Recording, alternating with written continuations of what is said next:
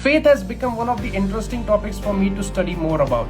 Now, if I ask you a question, why is faith so much important? Because the Word of God says, without faith, it is impossible to please God. But what if I ask you, how does faith come?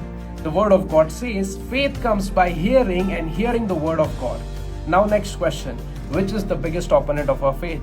You might say fear is the biggest opponent of our faith, which is true because the Word of God says we have not been given a spirit of fear but of power. While I was reading my journal, one more thing came in front of me which said we walk by faith and not by sight.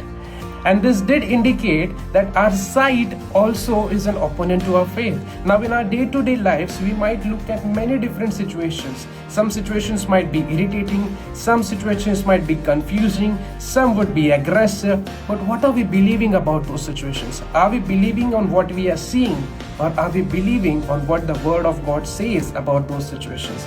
Today, let me remind you that any situation that you are going through, believe and have faith in the Word of God about that particular situation, and half of the problems would be done away, because we are the people who walk by faith and not by sight.